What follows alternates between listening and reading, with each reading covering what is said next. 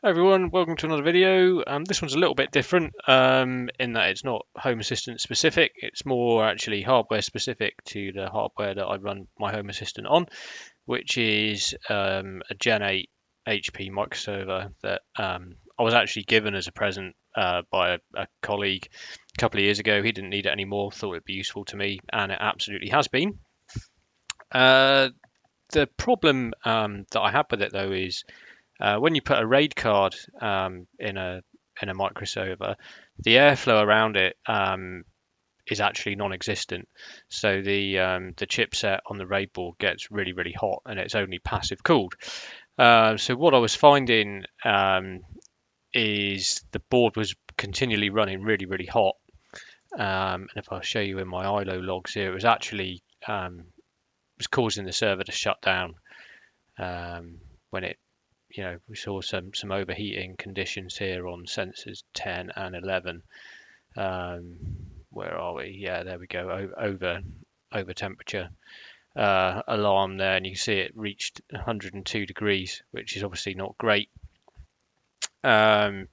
So last year I actually rigged something up to put a little fan on that board. That fan has subsequently failed, so I had to do it again. But this time I took a few pictures and I thought I'd make a little video of it because it might be of interest to you.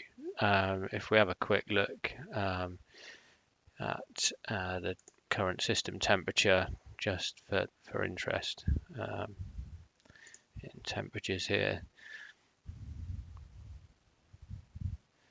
you can see that it's related to sensor 10 and 11. It does normally run pretty hot. You can see the caution threshold is 100 degrees, and the zone threshold is 64 degrees. So it does normally run hot, but I thought that absolutely can't be very good for it. And if I show you what happened to me last week, I can I monitor my ILO sensors in my Home Assistant dashboard. It normally, when the fan's working properly, it sits around 56, 57 degrees, depending on the ambient temperature. I was in the kitchen. I noticed on my little Amazon Fire tablet I've got on the wall there that one of the graphs was reading high, and it was sat at 80 degrees. So straight away I knew the fan had probably failed or stopped. So I thought it was needed a bit more investigation. If you're interested in the dashboard, it's this little gauge here. I can see it was all the way over to the right. Anyway, so what I did was just did what I did before basically, and that is if I'll show you this picture here.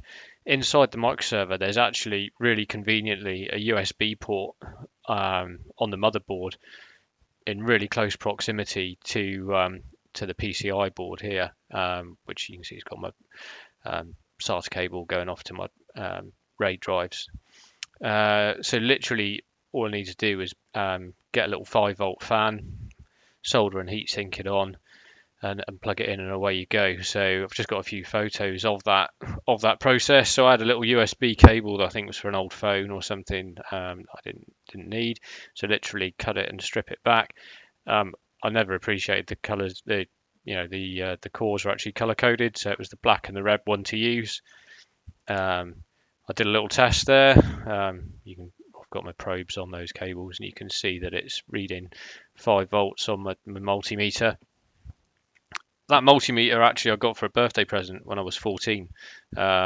Still going strong. So really pleased with that. Thanks to my parents for that. That set me down this path. Over 30 odd years ago. Giving away my age a little bit there. This is the fan I bought. So it's literally a 5-volt. I think it was 3 centimeter 30mm fan. Got a couple of them from Amazon. I think it was £8, including delivery. So I've got a spare one as well now. Literally, cut the connectors off the fan. Solder them together. A bit of heat shrink, and a bit of heat shrink over the top again, just to tidy it all up. And away we go. To attach it to the heatsink on on the RAID board. Um, I do have a friend who actually said he would make me a little. He was going to 3D print me a little clip or something to go on. But to be honest, all I've done is put a little tiny dot of Gorilla Glue on the edge of the fan, top and bottom, which is what I did before. And in fact, that's stuck it perfectly well. So with that running, yeah, you can see now PCI temperature 57 degrees. So it's normally about 40 degrees higher than the inlet temperature, and it's pretty stable. Yeah, you can see it does.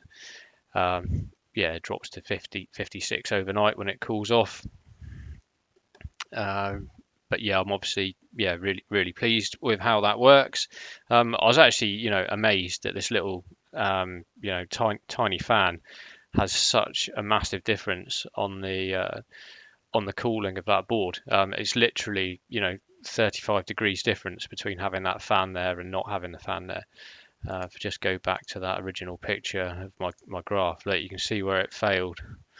It was like 58, 57 degrees. As soon as the fan stopped, it's up to 81. And that does continue to climb, as you can see in those failure logs.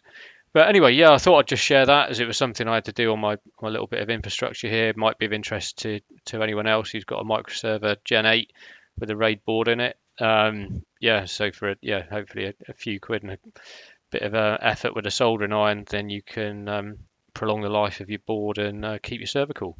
Thanks very much. Cheers, everyone. Bye.